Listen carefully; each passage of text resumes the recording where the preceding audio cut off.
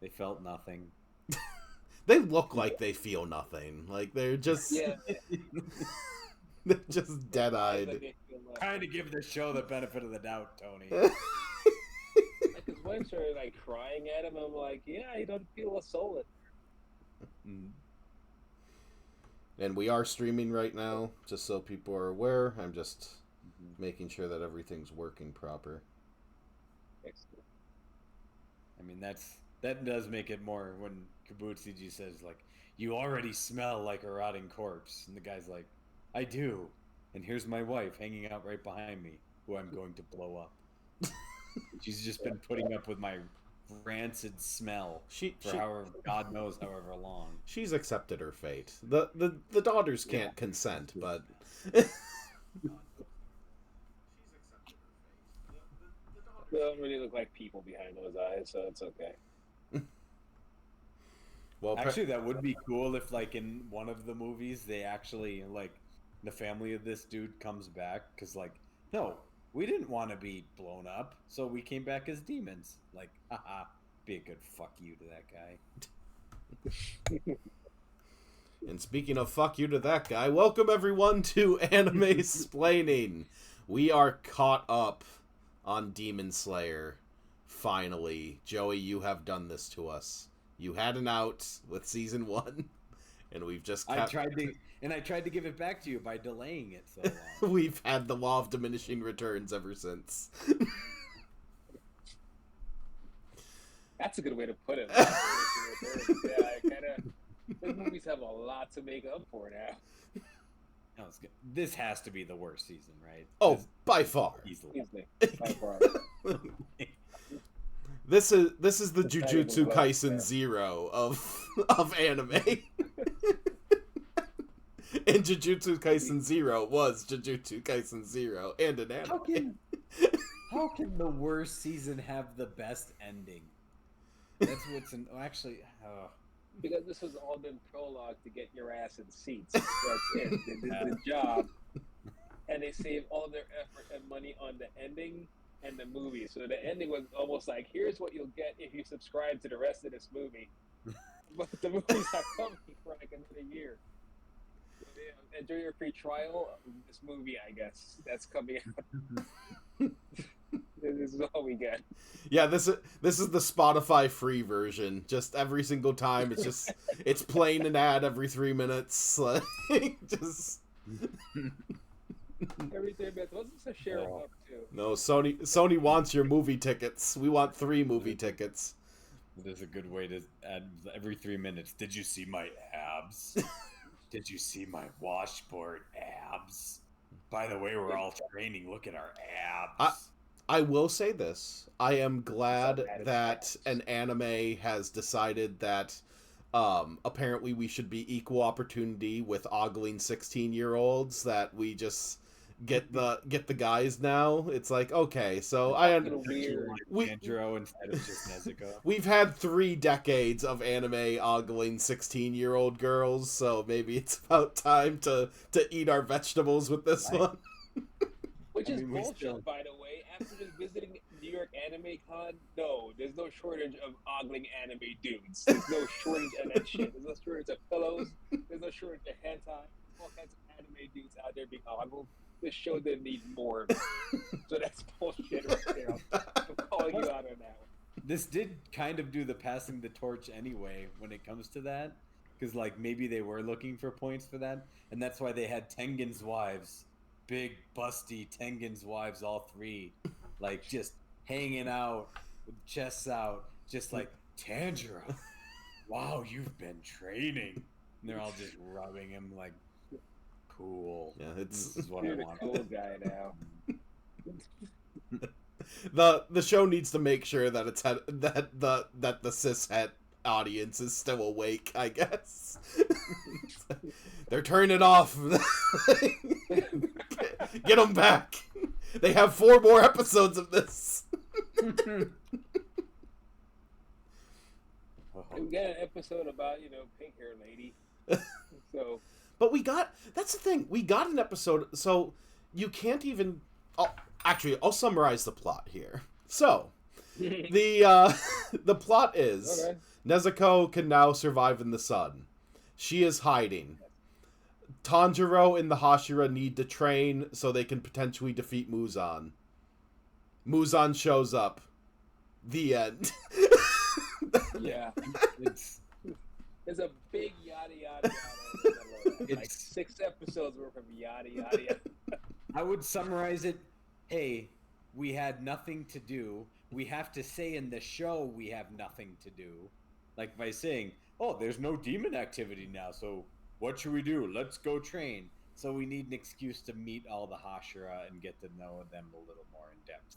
And spoiler alert, none of them are interesting. So I was Hey, saying, I like the one of the paired the blue tips. He's kind of cool. Is that the quiet one? that's the Mist Hashira, isn't it?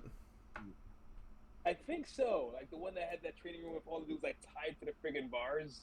Oh no, that's the Snakeman. That's the Serpent Hashira. Oh no, I picked up the wrong guy. I picked up the guy that was punching everyone, congratulated Tenjiro, then went back to punishing and admonishing the rest of the class. Oh, so that is the Mist one, yeah. Yeah, the missed one.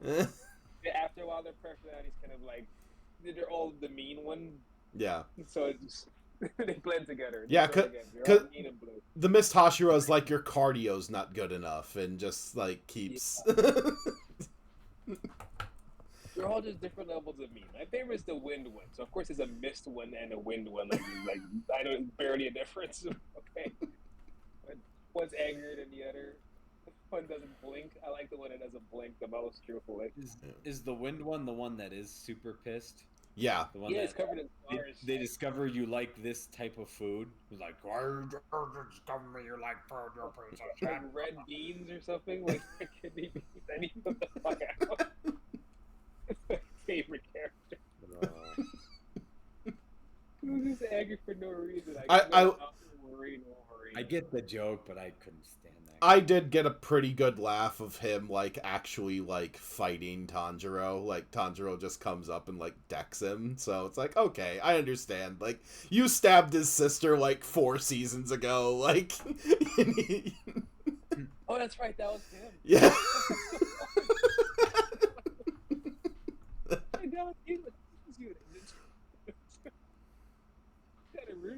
Yeah, they have this big emotional moment back in season 1, and now it's kind of used as like a laugh, like, oh look, they're fighting because Tanjiro's mad because he tried to kill his sister once. To be fair, this guy also tried to blind his own son in the same episode. I guess I figure got ridiculously close to that eyeball before he was rescued by Tanjiro. He meant business. He's kind of an asshole. I love him. So I was saying at the beginning of the like in our little pre-show when we talk that this is the most like pro wrestling the show has felt because it really wants to get you in for the pay-per-view. It feels like a go home show when everything else has felt like an arc. This just felt like we watched a Raw or like just one of the weekly shows before pay-per-view, and I think that difference is what like really drags down the quality because like, oh, we're just watching the TV product now, none of this matters. Yeah, that's pretty much it. It's all filler episodes. It's like you're watching any episode of any show on CW, it's 22 episodes you gotta fill up. About, I'd say 18 of those episodes are episodes like this. What's this character up to? I don't know, I just hang out with them for a day. And it feels imbalanced because this should have been done for 4 seasons already, and they weren't doing it, and they did it all now. And we were supposed to feel bad for Ren Goku when he died, but I didn't know anything about Ren Goku. And I think they realized their mistake, and they're trying to overcorrect it, so that now when characters do die in 3 movies, because they're totally gonna die, well, maybe feel something for one. Because I didn't give a shit about Ren Goku, I'm not gonna lie to you. I did. I did care about Rengoku just because, like, it was cool to see him like pretty much by himself take down like this ultra baddie. The problem is then then it came where like he didn't take the guy with him. Instead, the guy just ran away. So it was like, you just wasted all of this for nothing.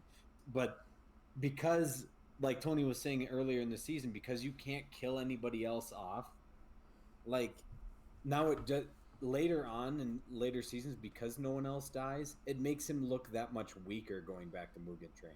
So it makes Yeah, Mugen Train almost worse because you're it's like, so oh, so imbalanced. he's the weakling that does get killed. Meanwhile, like Tengen and his wives in the entertainment district didn't die.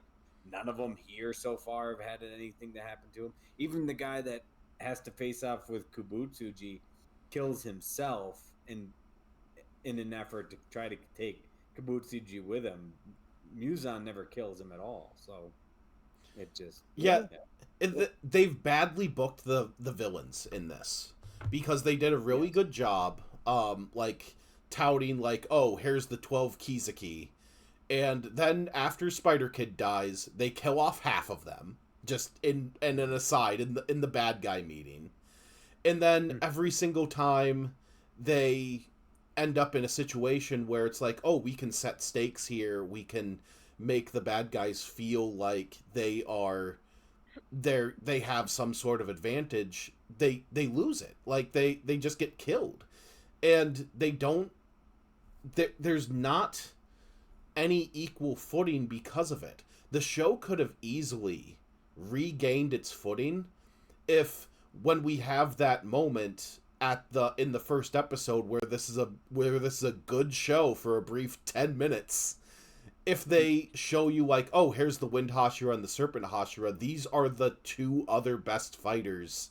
that the Hashira have that aren't Rengoku, and then, oh, they've been trapped in the Infinity Castle and more than likely they're dead, and that's the reason why we need to train now, because I understand we're all Hashira, but these guys were the fighters. We're decent, but we're not them. And then it Yeah, gives you reason and it sets your stakes. And instead, this just feels like people are having a picnic while the world is burning.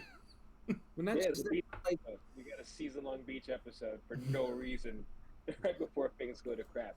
Which is kind of an unwritten anime rule, isn't it? And you're supposed to get a beach episode before shit goes down. So I didn't expect 8 episodes of it though. That's kind of overkill, I think. well, then they Yeah, had the one, they had those goofy guys like to to that point where like, oh, we're just relaxing while the world is burning, but we're supposed to train because we don't know what Muson is going to bring towards us when they finally do come back. But then you have the dudes, I think it's like in the seventh episode, maybe even the beginning of the eighth, where they're like, we can't do the training anymore. It's too hard, Tanjiro. We can't do it. And he's like, it's okay. I'm glad to see you guys back me up when I come back. It's like, so what the fuck did you train for? You're just going to up and leave? Like, so these guys were meaningless in the first place? So we don't need the help? Like, oh, well, Oh, I'm sure it needs to help. He's just trying to be positive about it and not just be a jerk. Like, find your friggin' quitters, go no. home to your mom. We don't need you anyway. You're useless. Which is would be a lot, less positive to say. I get that, and they're trying to show that the training is tough, but at the same time, it was like, shouldn't shouldn't they feel like some sort of dedication because if they do know what that the world is essentially at stake here? I uh, on top of that, But they establish in the good guy meeting at the beginning. It's like, oh yeah, because your body gets it and will end up wrecked because your temperature needs to be this high and your heart rate needs to be this high. There will be people that die from trying to manifest their little hunter's mark thing, and then it falls completely aside. Just like, oh, never mind. We honestly, we just wanted to show Kitsurugi's cleavage for a bit, so we had her have the little heart yeah, on her boob, and we just needed to figure out a way to kind of retcon that as a reason, and just don't blame us. We're only human. just don't bring it up. Don't think about it too much and don't bring it up. But if you don't go the route of like, oh, we're going to kill off the Wind and Serpent Hashira, and then you need to have the bad guys be desperate. You need to establish Muzan's reason for personally going to the head of the Demon Slayer's house and killing him personally, even if it's like a symbolic gesture just because he's mad. We need to understand this, but instead it's just like I'm just flexing and Yeah, and it just actually started had happening because it needed to happen. Like, I was kind of taken aback when it did. It happen during the credits. It just started happening. Oh, I guess the show was ending, and the credits are going on way longer than they should, and we have an extended ending. Yeah, it's just time. Like shit, time's up. He's here. That's all we Okay, pay attention now. Do you think maybe out of one of the movies we could get, like almost like a Harry Potter and the Half-Blood Prince, where you get really the backstory of Voldemort in that 6th book for Harry Potter? Would you think one of the movies would be like a backstory for Muzan Kibutsuji? Oh, absolutely. Going into depth for him, because that might be interesting. Now, I don't trust Demon Slayer to do something interesting at this point, but not only will it be a movie, it'll be the 3rd movie, because that's been the pattern so far. They beat the crap out of these guys, and right before they kill them, their origin they tell you. Here's why you should feel bad for him. This dude's gonna get a whole movie. Why should you feel bad for him? And they're gonna wreck his shit, and it's gonna be awful. Yeah, we already kind of got Muzan's backstory with the end of the Swordsmith Village, because it shows you how he became a demon. It's just like, hey, I have this experimental medicine. Okay, it's making me weaker, and I'm going to kill off this medicine dude. Oh, it's actually made me a vampire. Oops.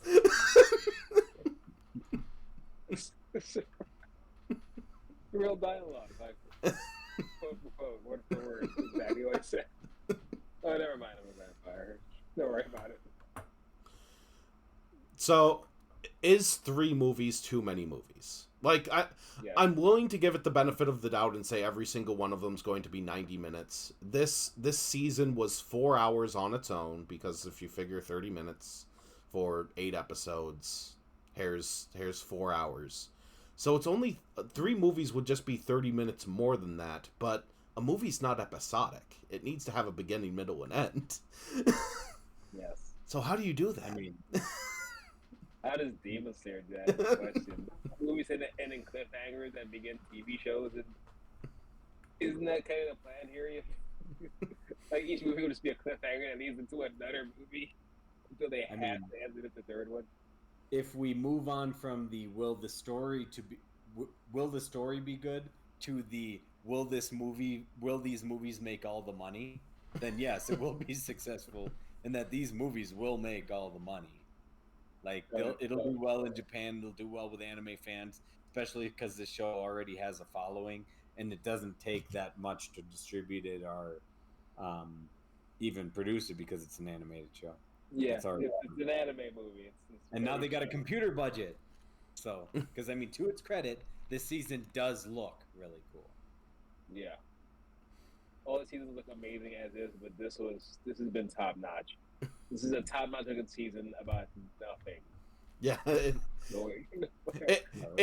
It was kind of like when after the pandemic, when WWE got all their like fancy 4K cameras in their production like really upped, because they like went on Fox and they had all the fancy Fox cameras, and it was like, oh well, the booking still is shit, but this is some pretty looking pro wrestling. The shame is still the same show. It's still a series of Kevin Dunn shots. Yeah.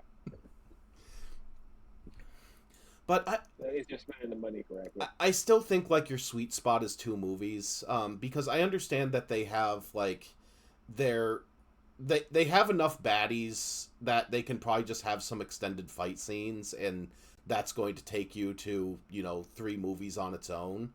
But the reason why The Hobbit: The Battle of the Five Armies is the worst of them is because it's exactly that. It is one big extended fight scene, and this spreading Infinity Castle into 3 separate movies feels like if you extended the Battle of Five Armies into 3 movies on its own. That's the vibe I'm getting, but it's also why I'm so curious to see how they pull this off, and if they even can, because I haven't seen this done before. This is incredibly ballsy and kind of stupid. So I want to see it.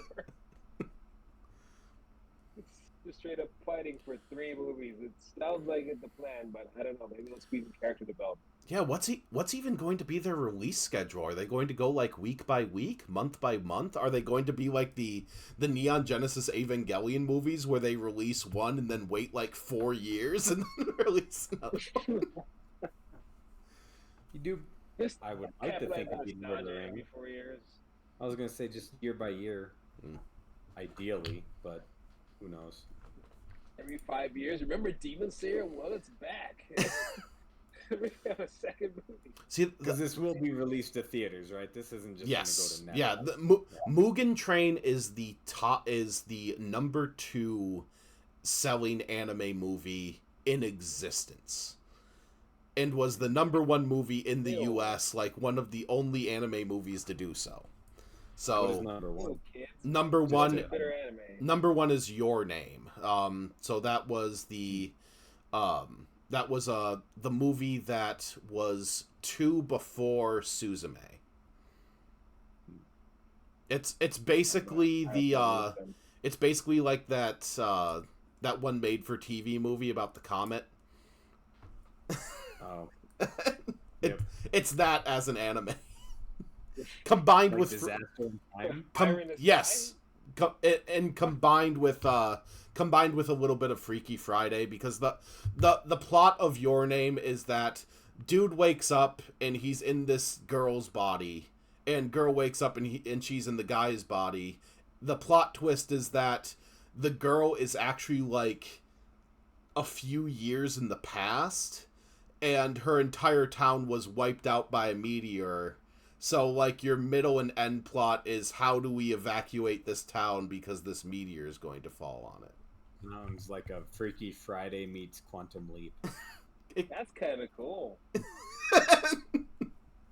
Hollywood's gonna steal that idea for something. Oh, they after it was so successful, they I think it was Paramount purchased the rights for it, but it's been in like development hell. And then they put it in the Halo series.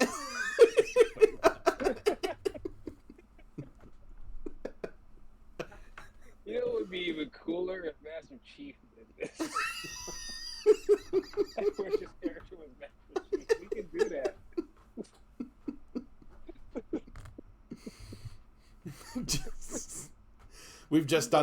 We've done the equivalent thing of like, oh, replace any cast member with a Muppet, like replace any cast member with Master Chief.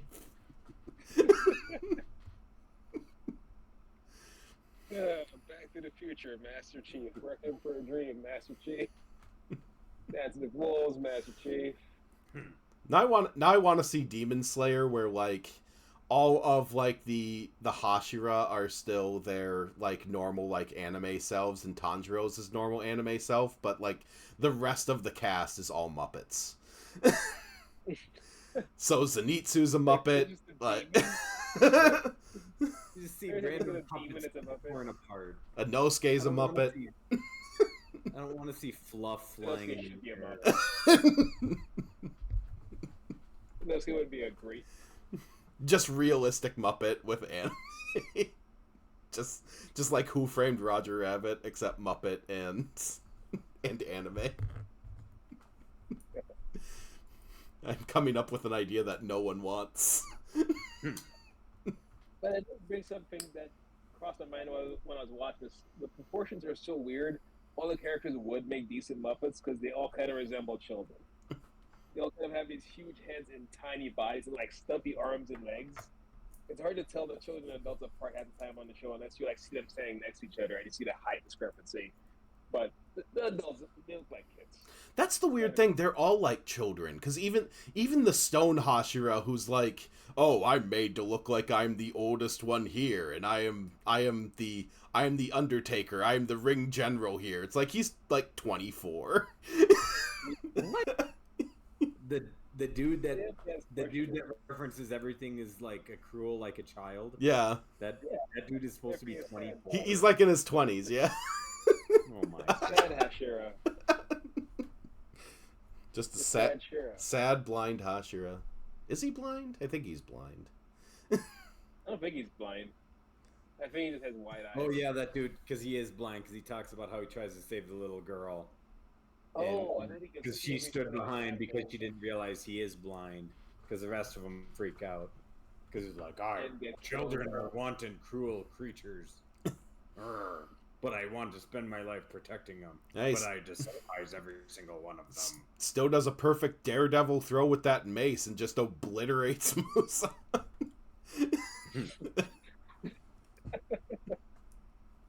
It goes full Wilson Fisk and keeps hitting him. Mhm. Just keep hitting him. And then what was that reminding me of? Where he reanimates and comes back, like gains all his limbs back. It reminds me of something. Like the I've seen T-1000? that. Or... Like no, like that style where you make like the squish noise. Like instead of like it, the same noise that you would make when it gets chopped off. It's the same noise it makes when they basically like grow back. And I've seen it somewhere before, and I can't think of it because it is a cool it's a cool visual, but it's a cool sound too. They've done it quite a bit on here, because Yeah. when Akaza was growing his limbs Yeah. back in his fight with Rengoku, it's just like, oh, my arm's back. Like, it's just like a quick, like, squish sound. Like, Maybe, it's did just... they do that same thing? Did they do that same thing in Mugen Train though? Yeah. Where it goes back and it goes. Yeah. Like it makes the sound effect. Maybe that's where I saw it because I was like, that is neat. It's the Piccolo thing. Like the way Piccolo does it in Dragon Ball Z. It looks violent. His arm just shoots out of the hole. Like, God. Well, because his arm is bloody, too, and in this, their arms Yeah. aren't, like, still bloody, because they have already formed the Yeah. muscle and stuff. Wish Wolverine grew his parts back like that. It would shoot out through the whole new limb.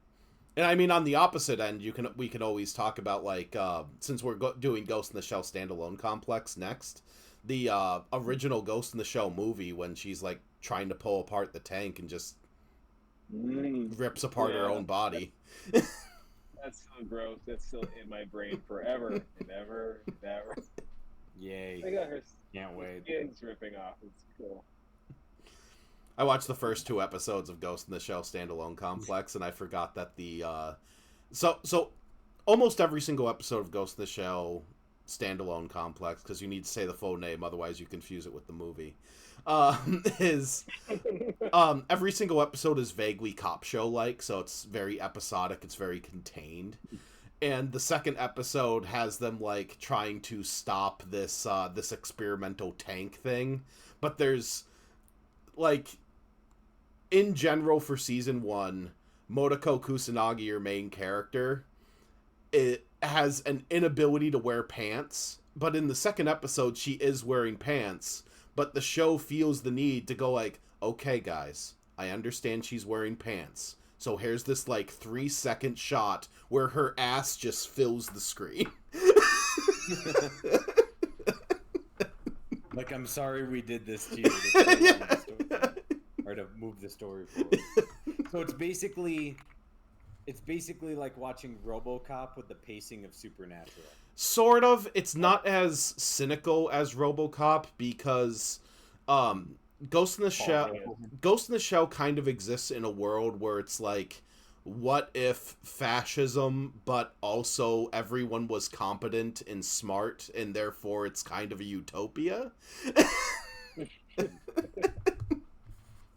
It's very weird watching it with a modern lens, because one of the very first things that your main character says after, like, she brutalizes this one hacker who's on a rooftop, as he goes like, oh, you people are a menace, you're fascists, and she says essentially like, hey, you can deal with it one of 2 ways. You can either put a blindfold on and be happy with the world, or there's an alternate method, and points a gun at his head.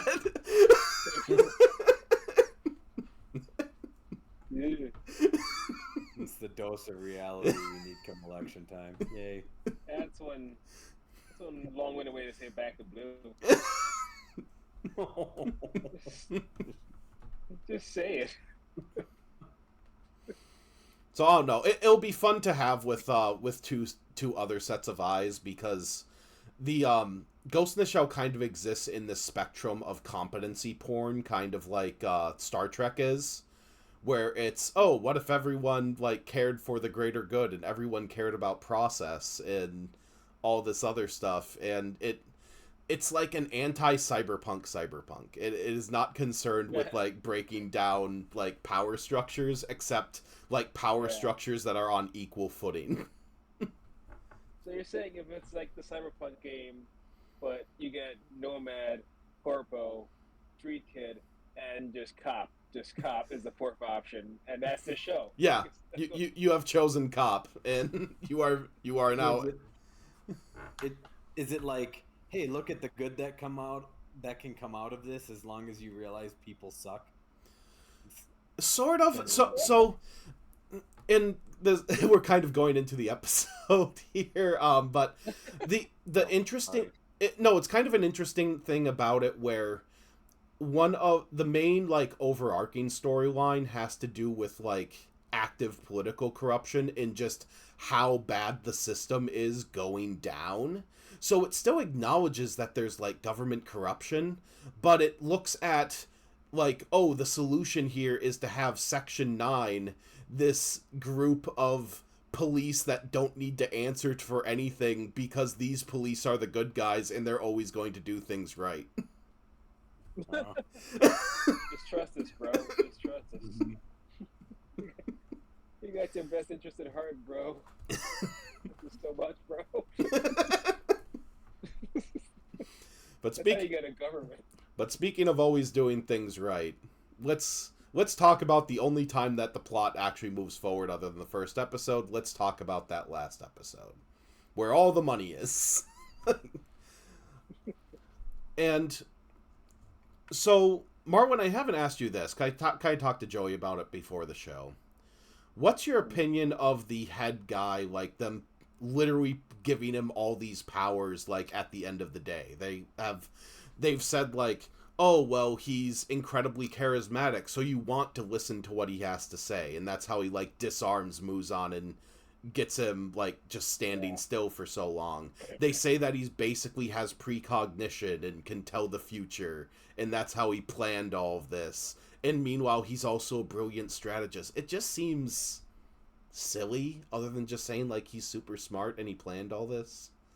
Did he plan to get blown up too? Was that part of his plan? He set the bombs. He set the I guess I missed that detail. He set the bomb. Or he had his daughters set the bombs. He's kind of bedridden. I'm missing the character. I thought you were talking about the Michael Jackson looking dude. No, I'm talking about like the head of the Demon Slayer Corps guy. Okay, no, that's just the writers running out of. The guy that talked for half an hour before Adam. stuff happened in the final episode. Yeah. Yeah, the writers just needed something to happen, so they just turned him into a Mary Sue and just kind of threw every solution in.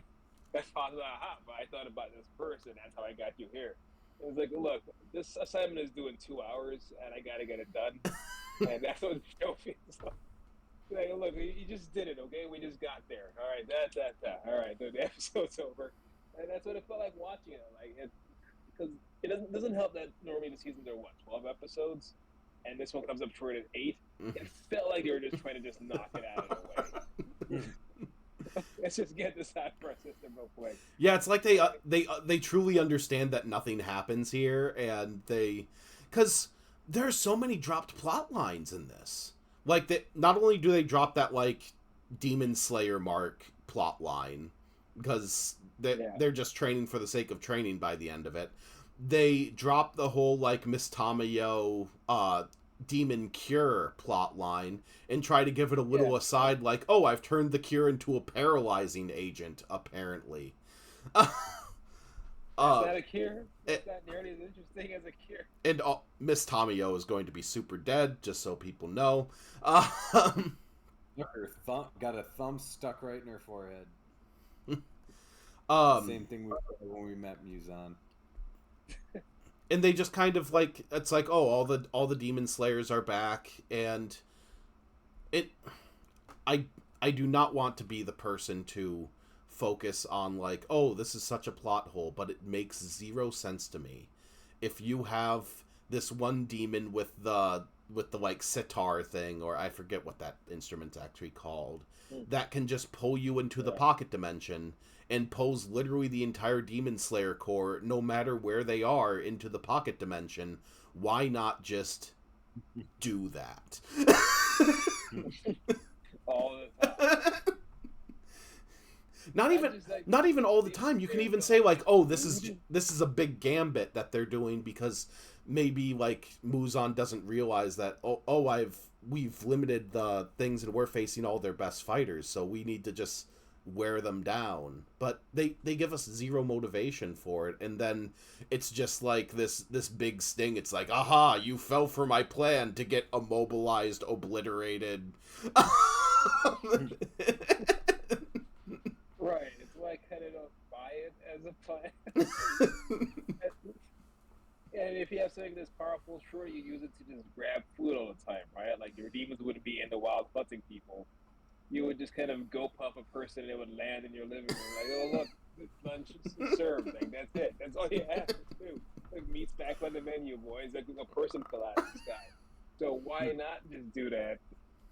And my only assumption, and that's just me doing the work for the friggin' writers again, is that maybe in the movie they'll explain that this thing is exhausting to this demon, or there's some kind of trade-off or something. Because otherwise, that's a pretty big plot hole. This is just overlooked. That's a pretty big Deus Ex Machina. That's like Harry Potter 3 and the damn Time Turner. It's like, can't you just undo this entire series now that you have time travel? You can just undo Harry's parents dying and just instead of this entire series. Yeah. And like, I understand. It's like the moment with like Muzan and Tanjiro yelling at each other from across away as Tanjiro is falling. Cool. 0 notes, 10 out of 10 for that moment. But in true Demon Slayer fashion, as soon as you start thinking about it, everything falls apart. I recommend watching the show twice. Because then you got to put up with the dialogue from this season again. You do, and it is dumb. The show's even dumber than you think it is. It's a dumb show for someone who's never watched anime before. That's who the audience is. This is their first anime ever, and they're just taking baby steps. That paper airplane episode very well may be the worst of the season, the worst of the series in general. That seventh episode is so bad. I couldn't do that 7th episode. Which one is the 7th one? The one where he's pushing the boulder and he gets woken up because the dude's like, "Oh, you saved my life by pouring water on my face." Oh, that one. And then you meet more of the stone dudes and hear his motivations. That one, it's just it's so awful to listen to. Too bad it took up 22 minutes of your life. That one, I mean, there are like the paper airplanes one is like, look how sharp my sword is. But all of these could have been montages in like one episode. Oh, without a doubt. We could have got through this a lot quicker. This was just one big giant Rocky 3 just turned into 4 hours. I'd like to hear what the real story is, but this was clearly supposed to be something else, like maybe a movie or a longer season, and they changed their mind halfway through. And no, this is too imbalanced. Wouldn't it land? What we're criticizing about the main guy dying, doesn't it land harder emotionally if Muzan Kibutsuji does kill the main Demon Slayer dude? Like, can't that be something they unite behind? Because it makes it look like, okay, now we're really up. Because it feels like coming into this season, the Demon Slayers had all the momentum anyway. Like, yes. Demons are laying low. Nezuko now can come out into the sun. Like, we've pretty much been more easily, like, doing off with, like, some of these other, like, the 12 that are a part of Muzan Kibutsuji's group. So, now, like, let's raise stakes. Let's make things look hopeless. Again, like a Harry Potter or a Serenity or, like, something like that where it looks like you're just up against this overarching thing that you can never defeat. Yeah, the episode was called Hashira Unite. I didn't know they were apart. I didn't know they were broken apart to begin with to unite together. I thought they were always in the same house, just hanging out. Everybody needed to unite. Some of them like each other and some of them hate each other, I guess. There's like... I guess they argue sometimes, and now they're uniting. Now they're more flexible because what's her name was stretching everybody out. They can swing Not the way through they're hoping they would each other go. because Okay. when they're doing the cool training, we're swinging through all the students that are conveniently tied up all around the room. It's like They're hey, this is expendable. what you signed up for today, guy. That's good use of your red shirts. That's how you use your students. There are going to be so many That's dead lower level demon slayers in these movies. Oh, That's absolutely. the entire It's time. ridiculous. The entire reason why they pulled in so many. It's so much cannon fodder, so many red shirts. Like, if you don't have your own personal sense of style in that show, you're dead. It's happening. I If will you're wearing a say uniform, you're dead. one thing I do not want because it's been done in movies way too many times, but because we have so many lower level on either end. I don't want the like medieval style battle. I don't want like the group of thousands on one side and thousands on the other side and all running together. Oh, that garbage. You know, that's why they're doing a movie. They're going to have a bunch of CGI characters just running at each other, at least in the background. Just doing the same motions over and over again, just fighting. Like at least, Yeah. yeah. Like I can complain about Endgame, but Endgame brings it to that point where they like. I mean, the whole story is about bringing it to that moment and explaining why we need all this to happen. This one is it's going to come down to that. It's like, oh. It's happening. It's supposed to happen. It's just like Okay, now. before we get to scores, let's do something a little fun. And I know the vague answer to this because I have actually looked up the end of Demon Slayer. But so I won't say whether or not, but I'm going to have you guys predict whether or not a given character is making it out of this alive. Okay. So, Miss Conroji, the Love Hashira, dead or alive by the end of the season, by the end of the series. Alive, not coming from You're kidding. Butterfly Hashira, the one lady with the poison. Dead. Not the love interest one, not the one that Tanjiro... the one who trains the love interest of Tanjiro. Oh, gone. Dead. Yeah. Stone Hashira, big guy. Gone. Fine. You'll be fine. Really? Yeah, I think it'll be okay. Wind Hashira. Which one's that one? The guy with the scars. The green sword. Like the silent dude? Like the very quiet one? No, the very loud one. Oh, gone. I'm hoping gone. Hey, I know he'll be gone too, but still I like him. Serpent Hashira, the one with the mask. God, he's cool, but gone. Probably going the same time as the Wind Hashira. Probably had this on the same screen in the same just making up for the botched first episode. Yeah. Zenitsu. Zenitsu has to survive because he has to marry Nezuko. Yeah. Fine. And we know Nezuko is alive because I unfortunately spoiled that one. Tanjiro. I feel like if you're gonna keep the love interest alive, he'll be alive. If Tanjiro dies, it'll be in the last movie, and they'll drag it out for a whole lot. Inosuke. I'm gone.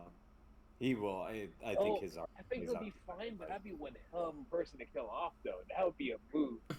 That is killing off Rocket Raccoon. That is your cash cow. That's the show mascot. Is Inosuke. You don't kill off your cash cow. That's your merchandise. That little hog head. And the only one I think I'm missing is the Water Hashira that's not the Water Hashira. I just know him as Johnny Yun Bosch because that's who voices him. He's dead. That guy's dead. I don't know who it is. The guy who saves Tanjiro in episode 1.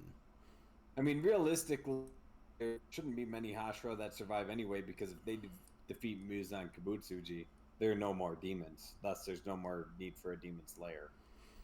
Despite even true, I still think half of them are going to die in the classical sense.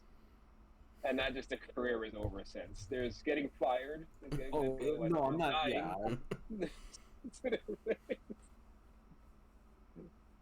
Yeah, I feel like half of them will be dead. Half of them are expendable. Yeah, so I will take that in mind, and I will end up having to read the summary again because I forgot who lives and who dies, aside from knowing Nezuko ends up with Zenitsu at the end, which is really fucking stupid. So you could eat a peach for hours. I quite sure that peach journey. maybe it'll all come full circle. Then they'll train the next Demon Slayer Corps, and then Nezuko can oogle the abs of the new up-and-coming Demon Slayers.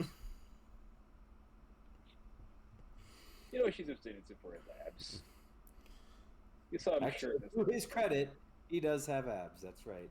And now he's gotten his cool personality where he's like his ultra like business warrior personality now going into the Infinity Castle. Yeah, he's already in his trance state, and like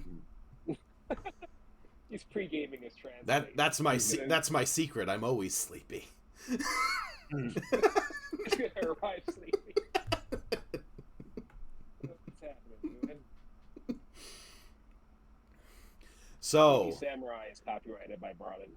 So score time, and once again with Demon Slayer, we always give it its running score, but also a score for the season. And we are following the Super Eye Patch Wolf 7-star system. So 1 is completely insulting to my intelligence. 2 is bad with good points. 3 is a generalized like I liked it statement, passable, what have you.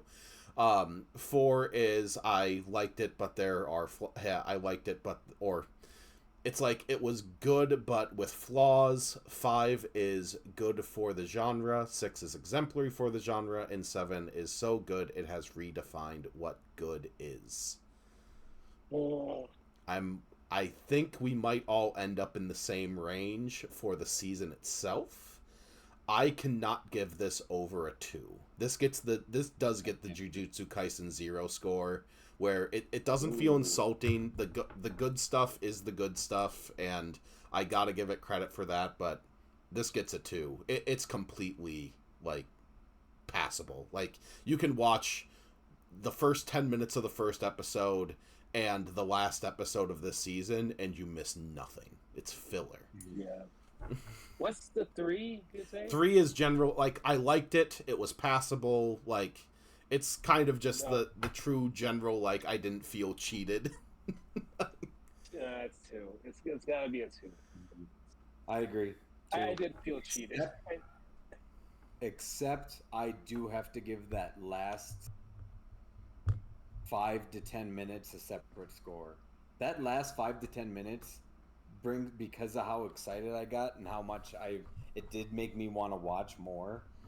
I might even give that last 5 minutes like a 6.5, because I was like all stoked, which again leaves me like I got through all of that slog that is a 2 the entire season, if even that high, to get to this final point and then have you rip the rug out from under me, you asshole. I kind of agree. The thing that does not make this a 1 is that last episode.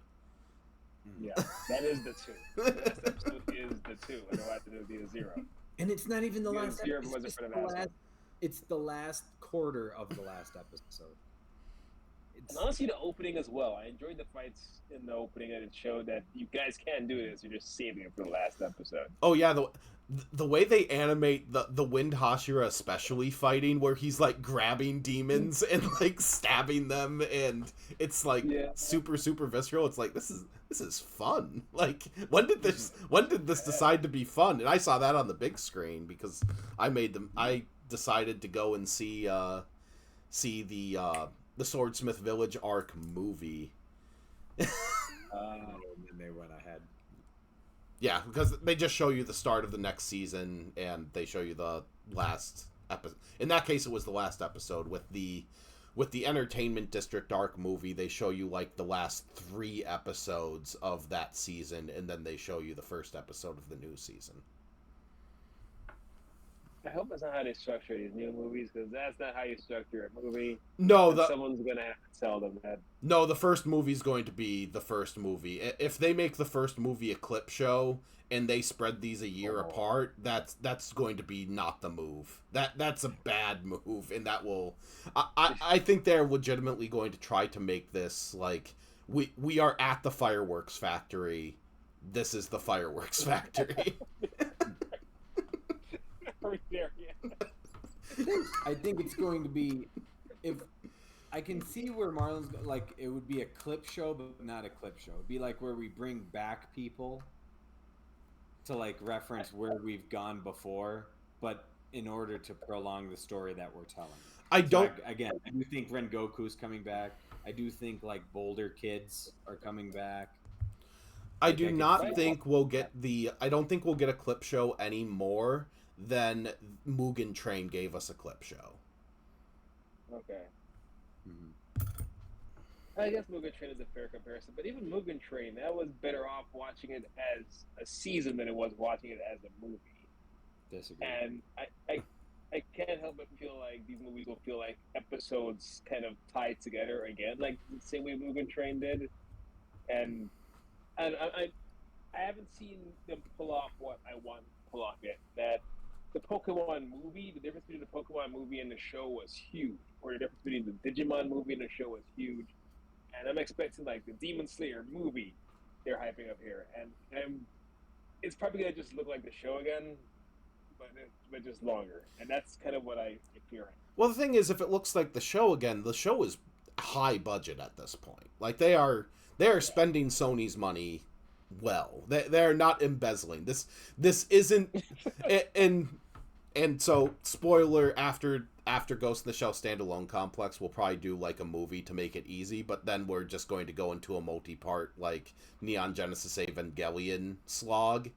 And Oh, geez. and there are parts of Neon Genesis Evangelion where you see them run out of budget, where they have 5 minutes looking at characters standing still in an elevator. Like it's Right. and I do not think that you would get that in Demon Slayer. If two characters are standing in an elevator in Demon Slayer, like the camera would be swooping around and and the dramatic action. It would be the most That's a good kinetic waiting in an elevator you had ever seen. Lots of CGI. Demon Dimension Elevator. So what does Demon Slayer get as a whole so far? Because season 1, I think I had it at like a 5. And it has been laws of diminishing returns, but not to Yeah. the extent that I would lower it to like a 3. So it's probably like a 3.5 or 4 to me. And I'm hoping that like it ends in a satisfying way to maybe up it back to a 5. What's 4? 4 is basically so kind of how 5 is good for the genre. 4 is Yeah. essentially good for the genre, but there are like points that like Yeah. it's Definitely there. That's shaky 4. Yeah, like I don't even know if I can like, because there are points I just plain Jane do not like. So like, I'll give it slightly above a 3 because there are points I do like. But to say it as like general, I liked it statement for this whole series, I don't know if I can do. But there are some high points. So Yeah. now I'd get it down to maybe around what you were saying, Tony, with 3.5, maybe even up to a 4. But that's a maybe. yeah, I'd have to Yeah. look at I will maybe give again. you this question to hopefully set your kind of standards here. Is WrestleMania 10 a good WrestleMania? Yes. Yes, because it opens well, and it then you get the semi-main, which is fantastic, and then it gives you the come down from basically the opening match, leaving happy. But I mean, yeah, WrestleMania 10 is essentially 2 matches, but Yeah. These 3 movies will be 2 matches. Yeah, or WrestleMania 11. I'm trying to think of like what is my 3 WrestleMania? Like definitely my 1 or 2 WrestleMania is 26. Or no, 26 or 27. Which one is The Miz against Cena? 27.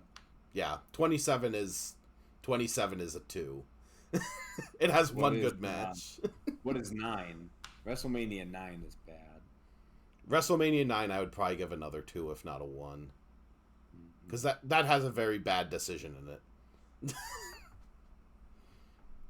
Well, just like, I mean, is WrestleMania 12 a good WrestleMania? It's essentially one match. Although Undertaker Diesel is good. But yeah, I mean, WrestleMania 12 I'd give a solid 4. Like 13 is bad. 13 is one match. One of the greatest matches ever, but everything else around it is crap. Trying to think, what's another one? I mean, WrestleMania 15 again, another one where the main is good, but it's all the Vince Russo slog. That everything else is there. I don't think any WrestleMania is truly a 1. I don't think there's anything that's like, this was completely insulting and not a good time. Not. It's not yet. WrestleMania 2, if you go back and watch WrestleMania 2 is bad. Like, in my opinion. But it's in 2 locations. It's extra special. 3 locations. But yeah. But I mean, when Hulk Hogan, King Kong Bundy is your best match by far. Problem. It's actually, no, I take that back. The Battle Royal is good, but that's it. Does that help set your standards for Demon Slayer of like cementing what you consider this to be, since shonen anime is just pro wrestling? Yeah, I do still like this better than My Hero Academia. I will say that. I like Izuku Midoriya more than I like Tanjiro, but I understand to an extent. Although I'm going to watch more My Hero, especially just because it ended. Yeah. And they have a movie coming out too, where it's like a dark All Might, and it's like complete. It's like non-canon. It's like a Dragon Ball movie, so it's like I might go see this. Like what the hell, like. And also it's called My Hero Academia You're Next. Like it's like Dark All Might's gonna be Goldberg. Fair comparison. This is separate from My Hero Academia Feed Me More.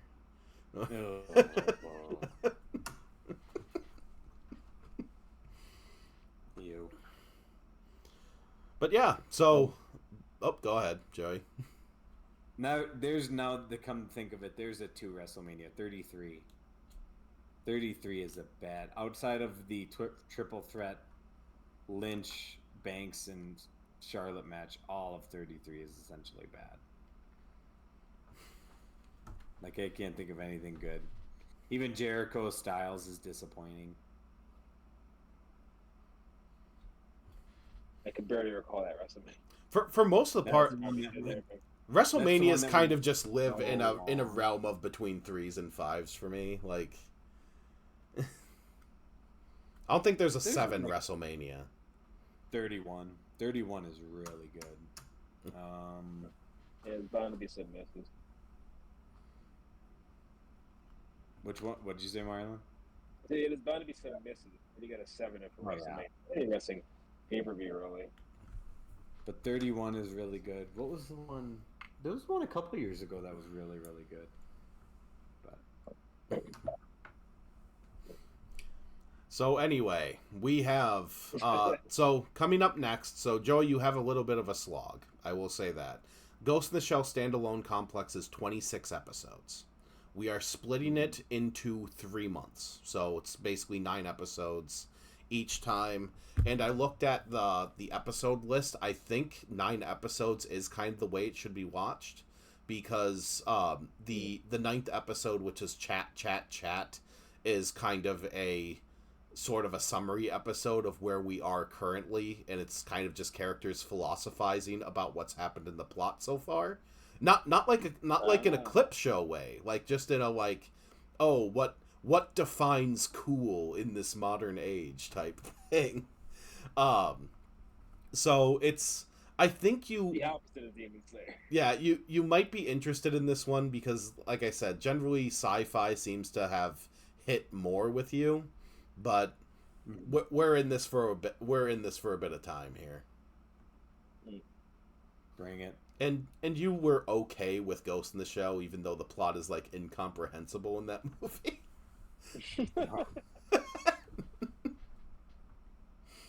It's better than the live action movie.